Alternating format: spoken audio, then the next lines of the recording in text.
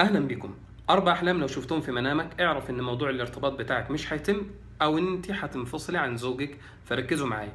الرؤية الأولى لبس الخاتم. لو شفت في المنام إنك أنت لابسة خاتم وفجأة الخاتم ده انكسر، اعرف إنك أنت هتنفصل عن زوجك. واعرفي أيضا أختي الكريمة إن دي رسالة من ربنا سبحانه وتعالى أرسلها ليكي، إن الشخص ده ما ينفعش، فمش هيتم الارتباط بيه. الرؤية التانية لبس الفستان في المنام.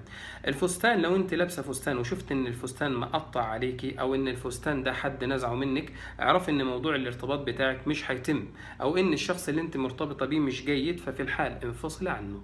الرؤية الثالثة رؤية الحذاء. الحذاء من الرموز على الارتباط في المنام. فلو انت شايفه انك انت كنت لابسه حذاء وفجأة الحذاء ده انقلع منك اثناء الطريق، فكوني على يقين انك انت ربما تكوني على علاقة او تكوني في موضوع خطوبة، وموضوع الخطوبة ده مش هيتم. واحذري لو كان الحذاء فرد شكل وفرد شكل، اعرفي ان في واحد موعدك بالزواج او موعدك بالخطوبة ومش هيوفي بالوعد بتاعه. بالنسبة للرؤية الرابعة وهي الأخيرة، الحجاب. الحجاب بيرمز في المنام للزوج، خاصة للمرأة المتزوجة.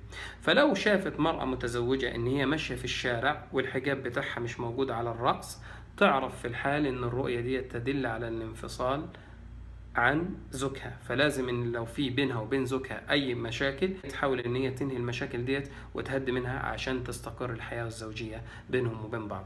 لو حصل وشفت رؤية من الاربع رؤى اللي انا ذكرتهم دولت وبعدها حصل موضوع انفصال او فركشة في الخطوبة، يا ريت تضع لنا تعليق بالرؤية اللي انت شفتها اسفل الفيديو عشان كل متابعي قناة تفسير الاحلام يستفيدوا منها. جعل الله عز وجل ذلك في ميزان حسناتكم جميعا. ما تنساش تدوس لايك وتضغط سبسكرايب وتفعل الجرس وتنشرها لاصدقائك واصحابك. بارك الله فيكم.